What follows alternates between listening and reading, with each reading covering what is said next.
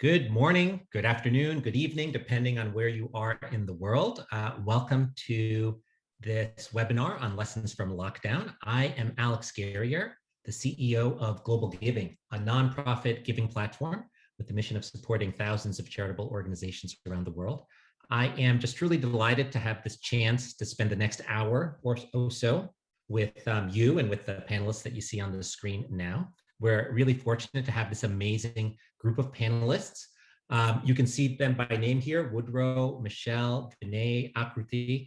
You can see the different organizations that they represent. And what you can see is that even with just 4 individuals, we have a set of panelists who can bring multiple different lenses to our discussion topic today. That discussion topic being digital fundraising and the lessons that we can draw from this past 12, 16 months of lockdown. So before we get to the content of the session, first a little bit of housekeeping. If you are live tweeting or sharing about today, please feel free to do so. I encourage you to, and you can see the hashtag that we are using, lessons from lockdown. A very important point is the Q&A button at the bottom of the screen. Make sure that you can find it depending on your device.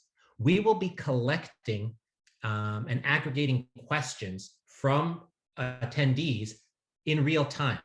So please go ahead and use that Q&A button as a question comes up, as the speakers are speaking. We're going to be gathering them up, and then after each panelist has a little introductory presentation, we're going to save the last portion of the session for questions from the audience. And also, as an attendee, this session is being recorded, and you will all receive a link to go back to the presentation. So that's the housekeeping. Also, you can use the Q&A button if you have questions of a technical nature, so please feel free to use that. You've seen our panelists. You've heard a little bit from me, but before we go on, we'd love to get a sense of who is in the room. So the Lightful team has prepared a poll, which you should see now. It has 3 questions. So let's just take a moment. Please respond to those 3 questions, and then we will get a sense of who's in the audience today.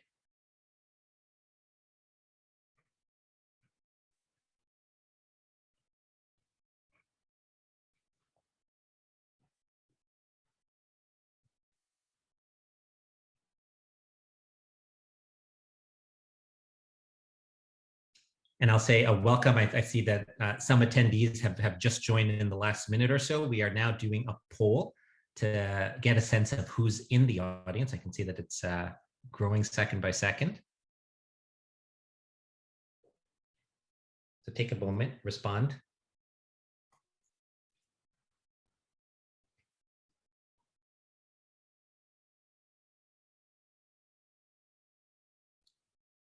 And then when we're ready, I think that the poll will show up. Excellent. All right, so folks from different parts, a lot from the social sector, charities, nonprofits, social enterprises. The majority, people are feeling slightly confident, so that's good. That's a bit of optimism. And when it comes to digital fundraising, our experience is, again, moderate. So we have some experience on the whole. There's a diversity, but our modal answer is just shy of feeling fully confident. All right, thank you so much. So in a moment, I'm going to turn it over to Woodrow as our first panelist for a short presentation. And then we'll have time for questions, both from me and from the audience. But I'll first say just a word of context. We're talking today about digital fundraising, something that each of the speakers has direct experience in. But as much as we're talking about lessons related to fundraising, we're also going to be talking about lessons about our shared human experience of the past year and a half. You know, since 2020, as we all know, the number of events and themes that have played out against the backdrop of this global pandemic has been staggering, to say the least. So natural disasters, economic volatility, political unrest, racially motivated violence and advocacy for racial justice, the public health crises, that are happening in different parts of the world, even as we speak, related to COVID. These and others speak to our need for a global community of nonprofit and social impact organizations to face these challenges. We need them more than ever, and yet these same dynamics are posing a threat, an existential threat in some cases, to that very community. It would be a catch-22, except that a lot of people, a lot of really smart, hardworking people around the world are working to avoid that trap. So hence our focus on lessons today. There's an analogy that we can draw from the idea of build back better in the context of disaster relief. When a natural disaster, think of a hurricane or an earthquake, reveals weaknesses in the physical infrastructure of the built environment, the best thing to do is not to simply repeat the previous designs, but rather to adapt and strengthen. So the multiple dynamics that I referred to of the past year and a half have similarly, just like a hurricane or an earthquake, they've laid bare weak points in our social infrastructure. So the question for us is, what's our version of Build Back Better for the sector? Each of the panelists has some responses to what we can learn. And I will turn it over now to Woodrow as the first panelist. Thanks, Alex. I feel like you and I are working together more than I am with my other colleagues lately. It's one of the joys of the remote world is how much you get to connect. It's actually pretty fun. Yes. Yeah, we maybe saw each other once a year before in the before times, and now it's been like once a week. I appreciate the intro, and that's a great analogy. There's so much that shifted under our feet in 2020, and that, as you said, brings a lot of risk. It's also an unprecedented opportunity to learn and to take from those learnings the opportunity to actually be more resilient in the end. But it's incumbent on us to take those learnings. So I'm Chief Data Officer for Giving Tuesday. Can I just go to the next slide, please? The next slide. The mission of the Giving Tuesday Data Commons began because we were just trying to measure how much activity was happening on the day, but has grown in part because our partnerships led to the acquisition of really unprecedented longitudinal data about how people give, not just donations, although we have an enormous resource in terms of longitudinal transaction level donation data, but also other ways that people give back and build the communities that they want to live in. And our mission now is to understand those behaviors and how to motivate more of them and what are their impacts.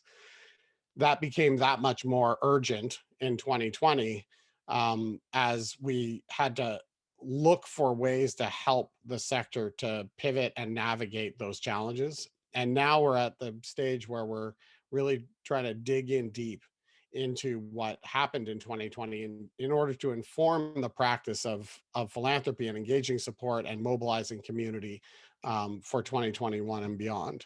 Next slide. So there's a few major pivots, changes that we saw in the environment in 2020. And one of the key things was what we're referring to as donor mobility. So a lot of the typical trends were just different and substantially so. And many of the metrics that tended to move in correlation suddenly weren't correlated anymore, which is a really important opportunity both to see underneath the sort of average results what moves the giving marketplace, and to maybe rethink some received wisdom about what is just fixed and what might be more dynamic. So in general, we saw higher acquisition. We saw, however, retention go down, but at the same time, organizations recapturing donors that had given to them years before. And most critically, a reversal of some of the multi-year trends that we've seen in the sector. And there's some really good news there. Next slide. So if you look at it in aggregate, 2020 didn't look that weird. We saw moderate growth overall across the sector. Next slide. So that growth, though, sort of masks some of the enormous volatility that was going on beneath that overall result. And so one of the things we saw is donor shifting organizations that they gave to. So all organizations were more likely to acquire more donors. They were getting more lift, more dollar lift from recapturing donors who had given to them prior to 2019. But the donors who gave them in 2019 were less likely to be retained. None of that is normal.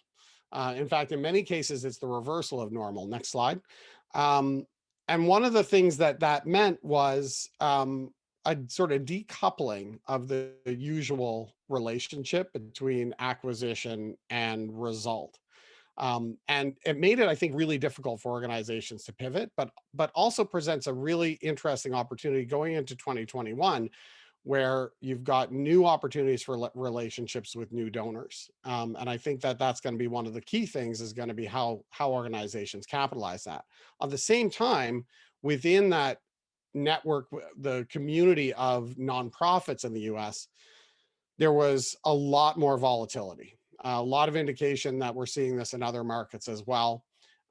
So although the overall result, next slide, was that organizations, the sector fared better, that wasn't true for all cause areas.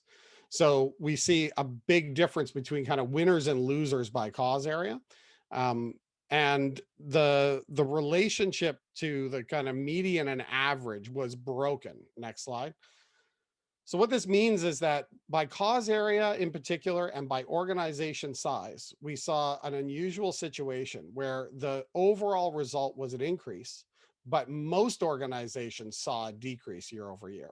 And the median, the typical organization, saw a decrease. And this was particularly noticeable by organization size. So that risk, right? So our typical measures are to look at kind of the overall system. But if we look at the overall system, we really aren't seeing what was going on behind the scenes, which was highly, highly volatile. Next slide. One of the things that there are a number of factors that kind of played into whether organizations found themselves on the winning or losing side of that equation. And I think key to that was the ability to pivot. So if your business model was highly reliant on live event, if you weren't digitally ready, these were things that tended to correlate with a delayed response and ability to kind of tap into supporter markets and a motivated donor base. Having a diversity of both funding sources, as well as multiple ways that people can get involved and support your organization, was also really critical to be able to tap into communities having multiple touch points. And then finally, the other thing was just having a willingness to be active. And one of the things that we saw in 2020 was some organizations being concerned that donors wouldn't be ready to give. And as such, they retreated from the marketplace. And those organizations really didn't fare well as a result. In fact, we saw higher than ever rates of organizations just not fundraising. And it really, I think, indicated for some a misunderstanding of their relationship with their supporters, that rather than thinking about it in terms of an ask at a time that's difficult, supporters wanted to feel like they had agency over the things that concerned them. Next slide. So what we saw when we talked to donors in our surveys is that they were highly motivated to give and very responsive to the concerns in their community, and in particular COVID. So the more concerned they were, the more likely they were to give, and organizations that met them there and provided them with that opportunity got a really strong result and conversion from those motivated givers. Next slide. We saw this driven very largely, the participation very largely driven by giving moments, sometimes cause related. We saw racial justice driving giving, and we would see these causes kind of come and go throughout the season, driving a lot of engagement and response, and then receding and often then coming back. Other events, I mean, this is a fairly canonical time series of donor acquisition by day over 2020.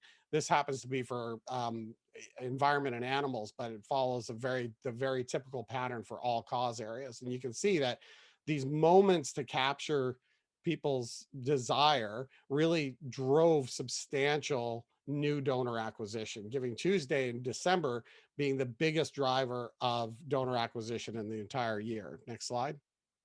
And we see this related to also in how people were talking about their giving. The dominant theme throughout the year related to generosity and giving was community. Next slide. And people were finding lots and lots of ways to give back within their community, including things like donating to small businesses, right? Giving directly to individuals, mutual aid, all of these things were ascendant in the market, and not instead of giving to nonprofits, but also as well as giving to nonprofits, that people were giving not despite the challenges in their community, but because of the challenges in their community, and really thinking about everybody who's involved.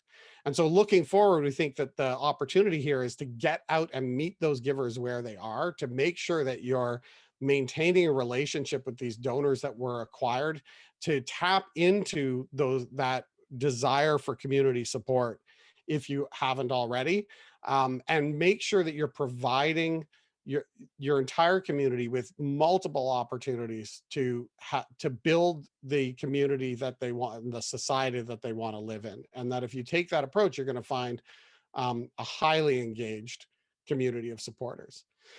So very top line, those are our three findings. I'm going to hand it over to now Michele Dilworth from Candid. She's Senior Director of Partnerships, and she can give a little bit more context into how organizations can engage. Thank you for sharing, Woodrow.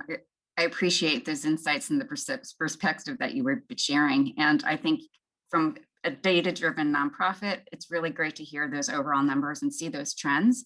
And what I will be sharing, I think, will reinforce some of those points. And I just want to say good morning, good afternoon, early evening to everyone. I want to thank the Lightful team for including me on this panel, and I look forward to sharing some additional insights and lessons learned. As mentioned, I'm Michele Dilworth. My pronouns are she, her, hers, and I am the Senior Director of Partnerships at Candid. Candid is a nonprofit with a mission to get you the information you need to do good. Through research, collaboration, and training, Candid connects people who want to change the world to the resources they need to do it. And just to give an overview of my remarks, I'll share from the perspective of what I have experienced through my role at Candid, which encompasses donor relationship building and stewardship. And I'll also share perspectives that I've heard from nonprofits here in my community in San Francisco, and what we have heard from participants in Candid programs during this time. I also want to acknowledge how tough I know the past year plus has been on all of us. I try to remain an optimist and try to find bright spots where I can. And I see these lessons as a few of those linings to lift up. And I also want to acknowledge that some of these lessons might not be new, but tested once again during this crisis and further validated and reinforced during this time. First, if you would move the slides, I'll share my first lesson learned, and that is to bear witness. As nonprofits serving in community, we witness the day-to-day struggles as well as triumphs on the ground and firsthand. We provide a window, a through line to these lived experiences that we can share with our supporters. One of our roles as nonprofits is to communicate proactively, transparently, and with intention to share what your community is experiencing. During lockdown, so many of us experienced isolation, only left the house for groceries, if at that, and were disconnected from our neighbors and community. What was happening outside of our homes was mostly gleaned from media reports, which shared startling and massive statistics, but not necessarily personal stories on what was happening in our own backyards. And these stories were the stories we were hungry for. Many of us felt powerless and disconnected in a way that we had never felt before. In a time when we felt paralyzed and weren't sure how to respond, it was reassuring to hear from those organizations that we cared about how others were taking action and responding in the moment, and then help to drive our own action. Nonprofits working in our communities have the unique opportunity to be the eyes, ears, and boots on the ground to share stories and provide a greater context and personal connection that was so needed at the time. And the message didn't have to be just good news or a shout out about our success. Honest, plain talk on what was being seen, heard, and experienced was also important and valued. From some of the programs and some of the organizations that we had as participants in our programs, we heard of organizations hosting Ask Me Anything Zoom calls, Instagram live chats, virtual office hours, and other innovative ways to be accessible, answer pressing questions, and relay experiences and use of the moment on the ground. And just from Candid, I can share how we were using this type of communication. In the first few weeks, we sustained more than a 387% rise in inquiries coming to us from our Ask Us support service.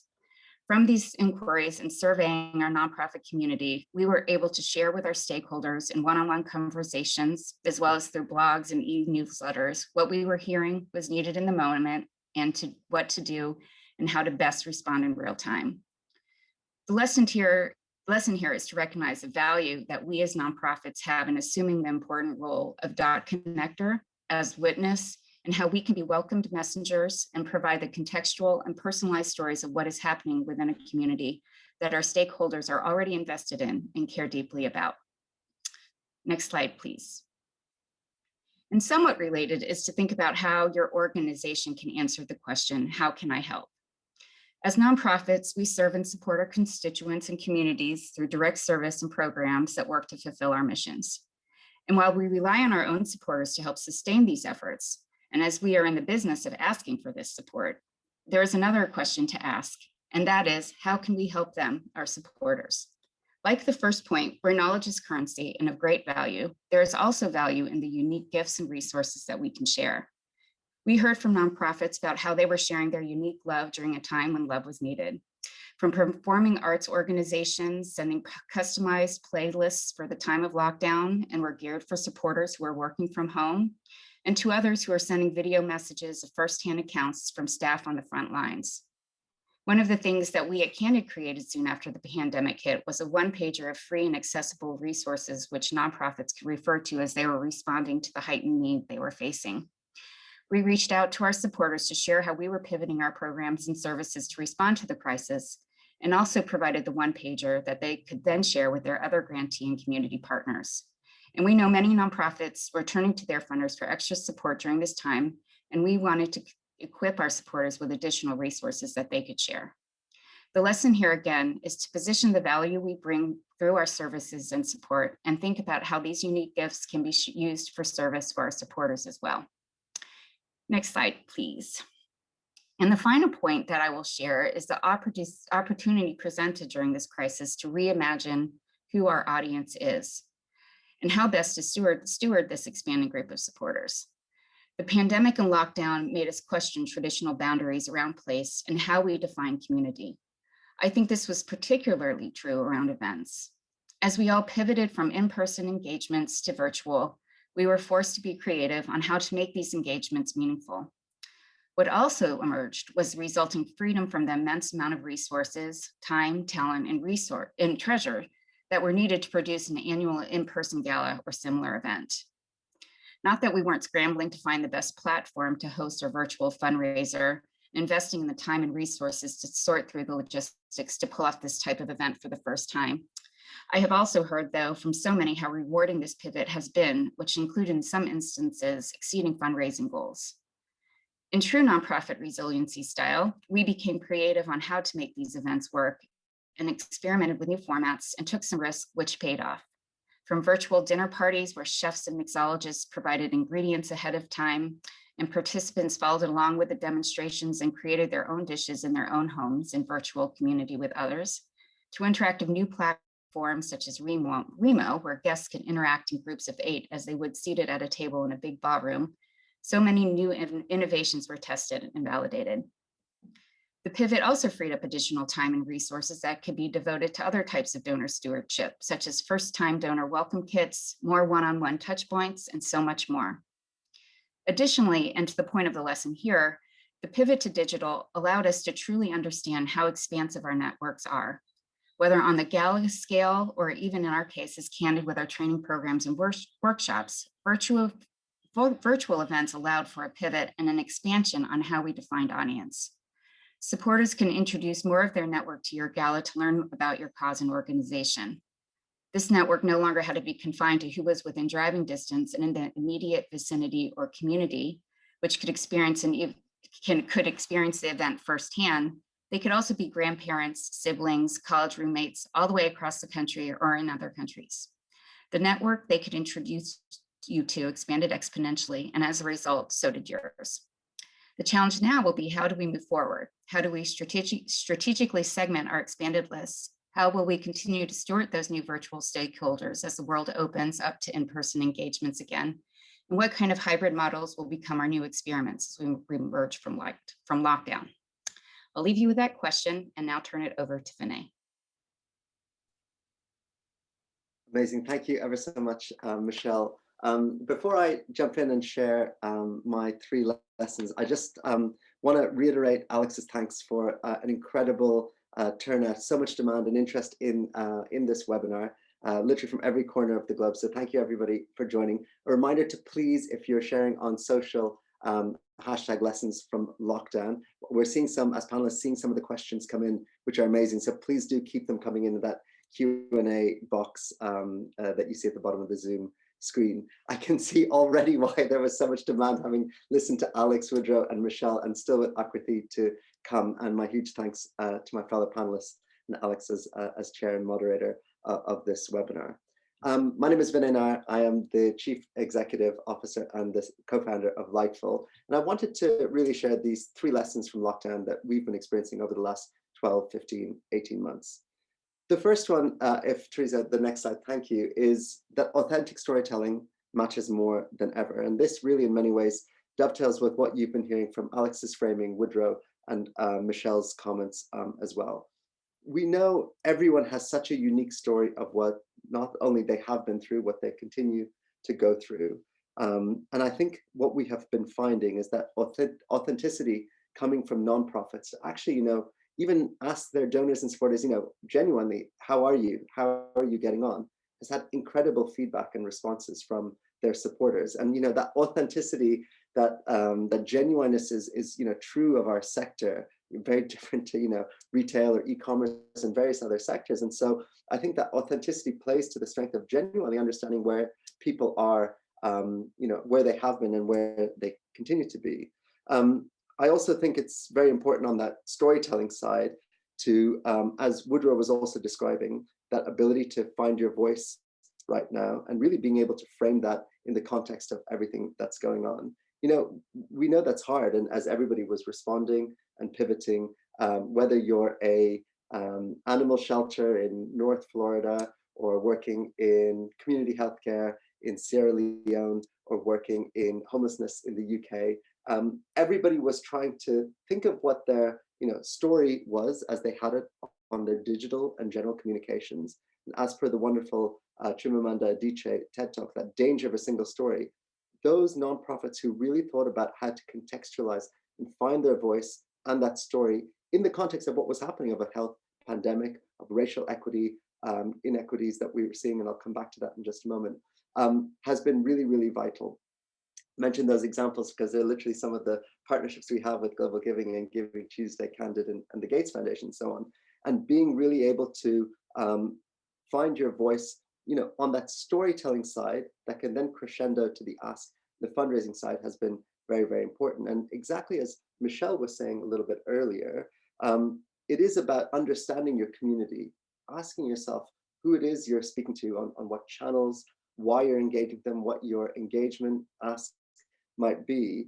And we at Lightful have been doing a lot and increasing amounts on racial equity, I guess poignant in the week that we're in, a year since the murder of George Floyd and the impact that had, which occurred in the US, in the 50 plus countries that we work in, and very, very much a conversation here in the UK as well. And understanding your community, who, by the way, of course, may not look like or be exactly the same as your end users or your beneficiaries, but actually understanding that community that you're engaging with in your own concentric circles, as Michele talked about, but also in terms of other ways of engaging corporate foundations or high net worth individuals or others as well, I think has been really good. And so that authentic storytelling has never been more important, and finding that first, being genuine, and then connecting it, crescendoing it to those spikes, those amazing graph, Woodrow, of the spikes we saw in those giving days, I think has been the combination of what we need to continue to support through the next stage of lockdown and reopening, which we're all clearly looking forward to as well. That is really, in many ways, the context. We saw the vast majority of participants are charities, nonprofit social enterprises. But the second point, Teresa, please, on the next slide, is a little bit more, because we know that there are quite a number of funders, foundations, and government agencies and so on here, as well as those of us who are existing really to serve the nonprofit sector. And, you know, a lot of Lightful's work is around digital capacity building and building resilience, confidence, skills, competence, to be able to raise more awareness and raise more funds. And to build nonprofits' digital capacity, our second key lesson, we believe we must remain flexible and responsive. You know, we're going through so many waves, so many communities, regions, countries are going through different stages. We know some places, I'm originally Indian, we see what's happening in India right now as well. This is a complex situation that is ongoing as well. And so our responsibility is to ourselves be authentic and truly listen and remain flexible and responsive. I can't tell you how many people contacted us asking us for a Zoom on how to deal with Zoom fatigue. You know, it's been really, really an interesting situation, that ebb and flow of what we've seen. You know, having on-demand content, so that I look over my shoulder sometimes in case the kids walk in. I know it's a reality of juggling work and family life through this lockdown period, and being able to offer and understand again where people who really need that capacity building, resilience, and support are, to be able to support them, and blending that as well with different options as well. You know, we run a series of masterclass, and we kind of thought, well, you know, Zoom fatigue is a thing, particularly at the start. Maybe, you know, people won't necessarily show up. It's much more the on-demand. And it was right not to make assumptions and to genuinely be making sure that we're listening to understand where people are. We often find loads of people who would attend, looking for community, looking for kinship, looking to connect with their tribe, with their cohort on our bridge program. And so I really think that ability to remain responsive to the different stages and be flexible is how we, for those of us who are working with the nonprofit community globally, will truly move the needle when it comes to building digital capacity going forward as well. And the third and final lesson is that the baseline of expectations for digital fundraising experiences keeps getting higher. Now, we know that trend that was occurring for some time. Now, maybe it's the Amazon Prime effect or whatever it is, but we know that engagement that we have in all aspects of our life, when it comes to our phone, when it comes to our computers, when it comes to the experiences that we're looking for in all facets of our life, we know the engagement with nonprofits is actually no different. So we talked about the nonprofit side, but really we also have to think from the donor side. And the two sides of that coin is really how we can, I think, move that needle to sustain the growth that we've seen in some of those positive spikes that Woodrow was talking about as well. Engagement, retention, giving feedback, the thank you, the impact of the donations, and that communication that we see as well. As we re-enter, and Michelle's call to arms as well, of like, we're entering that stage, what are the next level of innovations happening? We know with the mixed model of in-person activities as well as online engagement and fundraising, that online piece ain't going away, and that expectation is a lot higher. So I think that ability for us to be able to recognize that, support nonprofits, as well as giving amazing experiences for donors with those higher bars, is something we should, as a sector, and I guess perhaps that's my call to action for all of us, that we keep pushing ourselves to get higher and move further, you know, on a relentless basis as well. So thank you very much for your attention. I appreciate it. I'm thrilled now to hand over to Akruti Desai from the Bill and Melinda Gates Foundation. Thank you so much, Vinay. As Vinay said, I'm Akruti Desai, Senior Program Officer at the Bill and Melinda Gates Foundation. Thank you all for joining today, and thank you for having me. So the perspective I'm going to share is a bit different from our other panelists. I'm going to zoom out a little bit and discuss some of the higher level trends and lessons in the space. As a funder of not just all of the wonderful organizations that presented today, but also of the charitable sector more broadly, the Philanthropic Partnerships team at the Gates Foundation has had the opportunity to see not just how donors and nonprofits have had to pivot during the pandemic, but also how the entire charitable sector and institutional funders like ourselves have had to pivot. So on to my 3 lessons, and apologies, I don't have any beautiful slides to share. I wish my PowerPoint skills were as impressive as my fellow panelists. So I will spare you all my amateur skills. So my first lesson includes a lot of words that we've already heard in other presentations today. Nonprofits need flexible fundraising. We've heard the words pivot, flexible, diverse funding. These are all extremely key. I'm sure a lot of you being operators of nonprofits know this, and obviously hope to spread that message to donors. You know, from our perspective, at the onset of the pandemic, it was estimated that 1 in 3 nonprofits could be in financial jeopardy or potentially forced to close. While we don't know if that estimate has panned out, we do know that nonprofits were put under extreme financial pressure, and it became evident to institutional funders that nonprofits have very little generating general operating support, and the bulk of that general operating support comes from fundraisers engaging often small dollar individual donors. In March 2020, the Ford Foundation spearheaded a pledge that 40 other institutional funders signed on to provide more flexible funding to help grantee partners meet emergency needs prompted by the COVID-19 crisis. While the Gates Foundation did not sign on to the pledge due to internal policies, we did incorporate the spirit of the pledge into our partnerships approach. Our team checked in with each of our grantees, provided flexibility on timing of deliverables, and provided funding to cover any sort of emergency expenses incurred. This really highlighted for a lot of us institutional funders that think of things in like the millions and even sometimes billions of dollar range of investment, how important fundraisers targeting small dollar individual donors really are. They provide that critical unrestricted funds, whereas most institutional funders, including ourselves, often provide restricted funding that can't be flexible and can't absorb a lot of these external shocks like a pandemic that requires nonprofits to pivot quickly.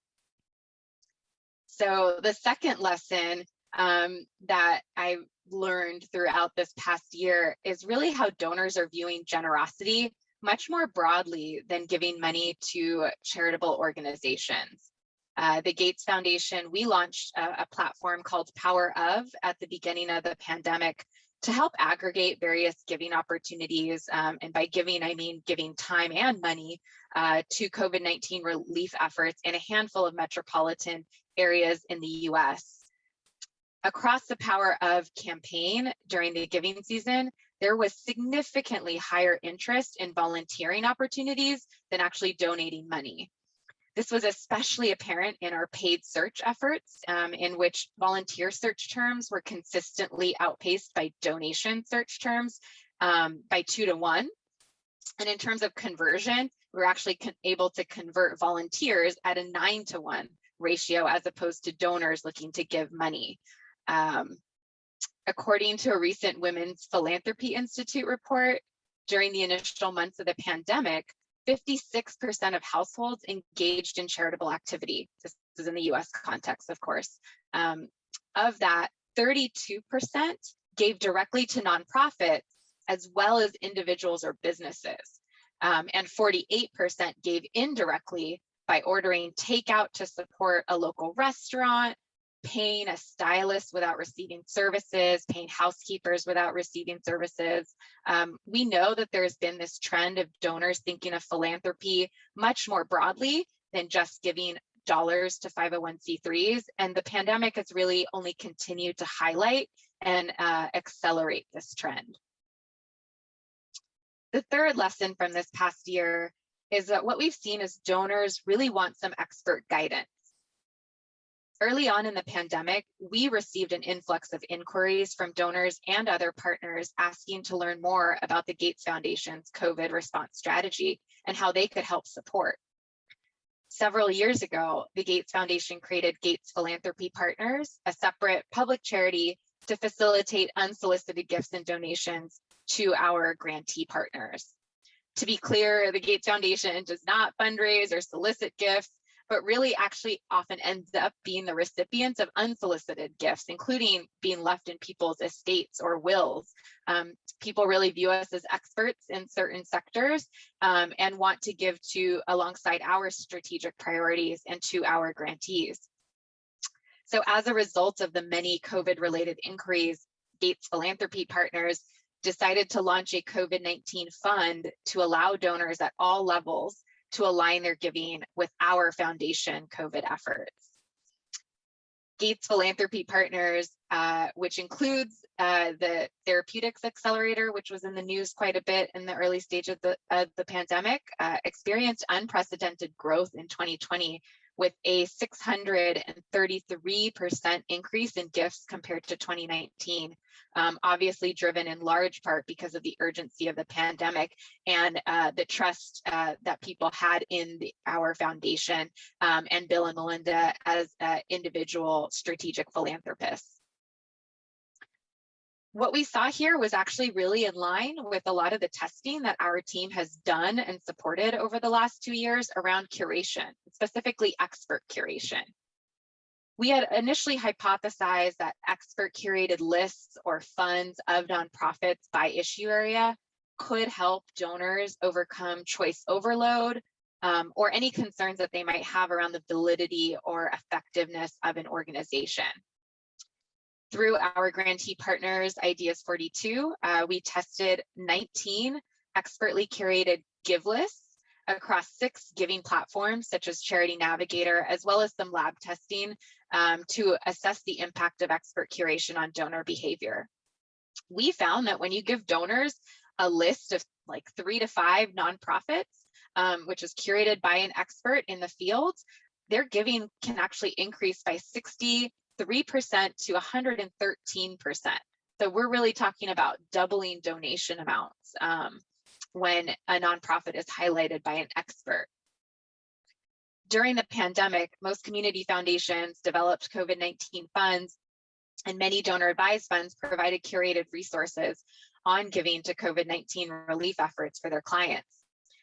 These real-world examples highlight the need for and the effectiveness of expertly curated resources for donors. Over the past year, our team has found silver linings in our work through this very difficult time. The unprecedented public health, social, and economic crises brought on by the COVID-19 pandemic resulted in swift action by funders across sectors, with over $20.2 billion, according to the Center for Disaster Philanthropy, committed to COVID-19 response globally. Donors have risen to the occasion as needs have evolved, focusing on emergency PPE procurement, research and development for detection and containment, treatment, vaccines, and future pandemic response and prevention. We saw high net worth individuals such as Mackenzie Scott and Jack Dorsey give in new and unprecedented ways. We saw everyday donors heavily impacted by the pandemic still finding the time and resources to support their communities in innovative ways. We saw an acceleration in digital giving. We heard anecdotes from intermediaries as well as nonprofits that in the early days of the pandemics, especially during lockdown, many couldn't access their mail and therefore could not process any checks. Now these same organizations are really prioritizing the digitization of their philanthropic services, which will ultimately reach more donors and provide funding more quickly to nonprofits. We hope to see many of these positive trends over the past year continue into the future, and hopefully we've learned critical lessons on how to strengthen the entire charitable sector through the hardships of this past year. Thank you all so much, and back to you, Alix. Thank you, Akruti. Thanks to everybody for such amazing information-filled presentations. We do have some time for questions, but it's not that much time. So I am going to prioritize some of the questions coming in from the audience. And this first one is actually going to go back to you, Akruti. It relates to expert curation. So 2 related questions here. One is, how would a small nonprofit know how to connect to an expert in order to get on one of these curated lists? And related to that, just a clarification question. Can you say a bit more about the connection between expert curation and choice overload? I think somebody's just looking for more understanding of what those terms mean. Absolutely. So I'll take that second question first, actually. So the hypothesis going into the testing that we did around curation was the sense that, let's say a pandemic hits. I've never given to anything related to pandemics, infectious disease. You go on Google and a list of organizations come up. I'm like, how does a donor sort through those lists? How do you know what is a good list? So that kind of problem or bottleneck is coined choice overload. You don't know how to sort through all of the many different organizations that are popping up in your initial research into a new issue area that you may not know a lot about. So that's kind of the problem that we had defined. And our hypothesis was that these expert curated lists could help solve that problem. Interestingly enough, a lot of our findings actually pointed to the fact that it was just providing more validation. People felt much more secure in the types of organizations they were giving to if they were highlighted on a list by an expert. But interestingly, who the expert was not as relevant as we might have thought. It actually doesn't matter if it's an expert highlighted by Bill Gates, or literally the list says an expert developed this list. And as long as it's on a platform and presented to you on a platform that you know and trust, people still reacted positively to that.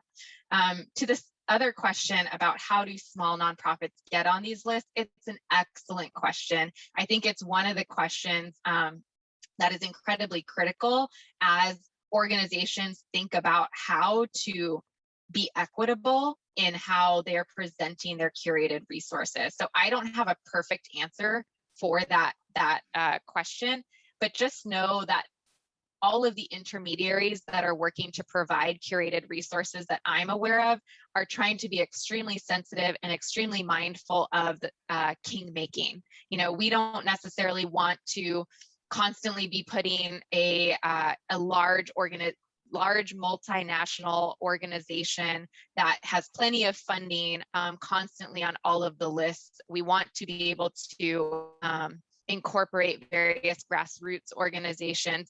And this is where the platforms and intermediaries really come into play in their methodologies. This is where GlobalGiving and their partnerships, this is where Lightful and their partnerships with these grassroots smaller organizations are really pivotal in lifting up the profile of those organizations.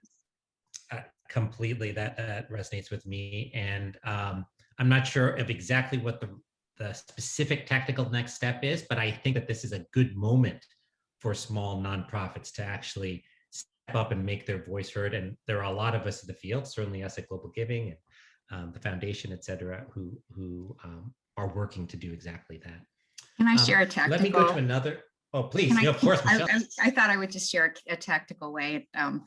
You know, just the idea that what we're trying to do with Guidestar, which is one of, you know, the two organizations that came together with Candid, is really try to help provide that platform for organizations, small, large, any, to really tell their stories. And the way that one can progress through, we have seals of transparency to really help an organization tell their story in their way and show all of the different things they would do actually in a proposal, but, you know, segment it out. So tell your story in your own way. We don't prescribe measurement. It's like, what is your success? How do you show impact? And please share it. And you can work your way up and to get to that platinum level. And we've seen that with organizations who get to a higher level of seals, there is more donations coming into them. And that is available to any nonprofit, any 501c3, and go to guidestar.org and claim your profile, and hopefully you'll get a little more visibility. Oh, absolutely. I was remiss for not thinking about that, but that is exactly a great way to get one of the most valuable seals of an expert credential through your own action on Guidestar platform. So thank you, Michele. Let me go to another audience question that's directed to you, Vinay, and this is about storytelling. It's from somebody who works at a foundation that raises funds for people with disabilities who are in vocational training. And that facility has been closed, completely closed for the last year. And it's only now just starting to reopen. And so they've been unable to kind of take advantage of pandemic storytelling because they've been closed. So that's the challenge Is there anything that you would suggest to that leader going forward at this moment? It's a great question, and one that we get regularly, because initially there was a sense of well, if I'm not directly in the front line, if I'm not a health or social care nonprofit, then are people going to even notice what I'm doing? I'll just cite the one of the graphs Woodrow, and thank you for the question. One of the graphs that Woodrow presented, it was very powerful, and he cited, I think, Woodrow, that it was environmental and Environment and animals, yeah. Animals as indicative. So it's really important to note that actually, just as I mentioned about reaching and connecting with your supporters and donors as to where they are, it's really important to be able to help to tell where you are as well. And so, what did occur in that 12-month period that the person's nonprofit was closed? Was there no activity? Was there some activity? Was there some pivot to what could occur online? Was there some, when the stages of opening up changed? Were there some things happening in outdoor spaces and so on? And I think that finding your voice in the context of what was occurring is actually really important, because people will still care. I think it was about people living with disabilities, and know that it's been very difficult from a physical and mental health perspective of what's been happening right now. And I'll bet you anything that that person didn't just do nothing over the last 12 months. I bet you they did some amazing work, and they responded in an incredible way. And so I think it is about saying, hey, we've had a really tough 12 months because the people who we exist to support are really struggling right now. And we need to be able to do X, Y, and Z towards doing that. And then engaging, letting people know, not just jumping to that immediate ask, engaging, building that story. And then, as was described, there are these moments, these crescendo moments that can absolutely be important for people to say, yeah, that is something that really matters to me as well. So I think that's what I was trying to frame in terms of the danger of a single story that might have occurred, and actually being able to do that right now. If I could just echo one part of that I think is really important. I saw that question come up. My first thought was, Lynn, you just told a pandemic story. And so if you think about it from that perspective, what was the impact of that closure? How is it affecting your beneficiaries? Every organization has a pandemic story. Thank you for that perspective, Woodrow. And I'll actually go back to you, because Vinay sort of drew attention to some of the data that you showed. And those charts are the kinds of analyses that invite 1,000 more analyses.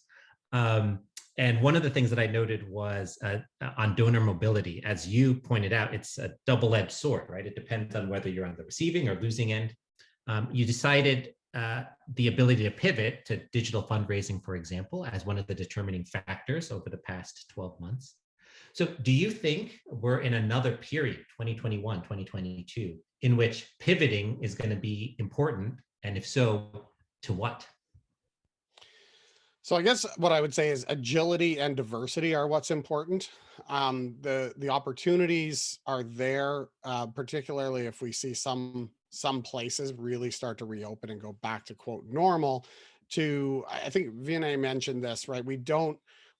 It's not an either or, right? We can take advantage of some of what we've learned and new digital tools and the adoption of those as best practices that we can layer on top of how we would have engaged in 2019 and before. We see that very clearly in our tracking of volunteer behavior, where we saw a big slump in volunteer behavior during the lockdown, and it recovered to the 2019 baseline very rapidly, because despite all of the challenges in engaging volunteers, the opportunity to engage digitally opened up a lot of doors and reduced a lot of friction, right? So I think it's incumbent on us as a sector to understand, how do we tap into those things, and to recognize that people are looking for opportunities to make change. Our job is to provide them with that in many different ways. And that there's still a very, very high desire to make that change. So being present and meeting those givers where they are. So that diversity is going to be key. That said, people are being left behind. Organizations are being left behind. Not everybody has the capacity to give the way they want to. we have to be intentional about closing those gaps, but that's where the opportunity lies. Great, thank you, Woodrow. I have another question for you, Michele. It relates to websites and platforms. You know, we talked a bit about Guidestar before, and one of the audience members reflected that there are lots of platforms that nonprofits can join. Guidestar, Benevity, Give Hero, Good 360, et cetera. It can be overwhelming when you're leading a nonprofit.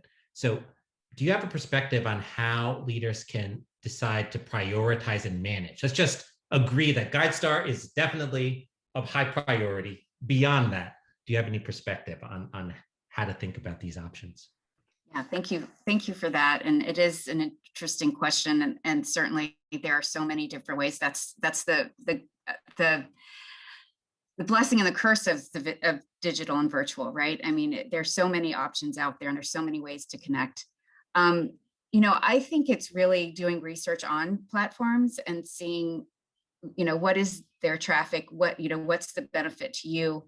You know, if your goal in getting on there is to increase your visibility and to be seen by more donors, what is the user profile of that site? Do they feed to other sites? You know, is there an API to some other giving system, et cetera?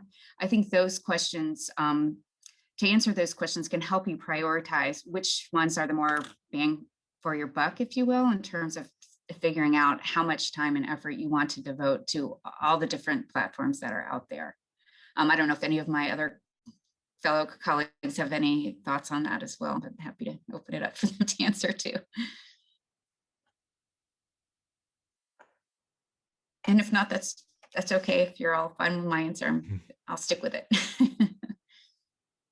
No, I think that's valuable. And I see that there are some other questions, but I think we're running out of time. And so I'm going to trust that actually Lightful is going to provide some ways for the audience to continue to stay connected, not only with the recording of this webinar, but also either contact or offer a way for folks to continue to communicate questions.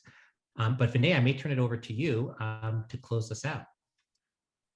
Thank you, Alix, so very much. Yes, we absolutely thank you, everybody, for joining us. We will share the recording. We'll share links to what people have been mentioning, the panelists have been mentioning as well, and through social channels and beyond, digital.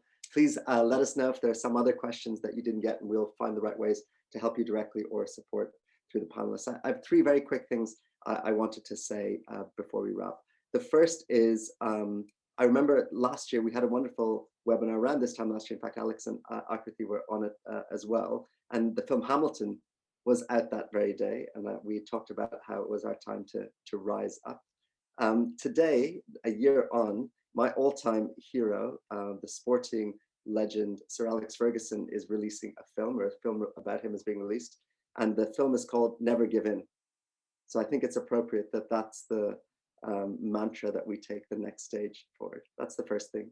Second, I want to very quickly thank my colleagues at Lightful, Teresa, Kate, Roisin, Alice, Carlos, and very many others, done incredible work in the background and right now. A huge thanks sincerely from me.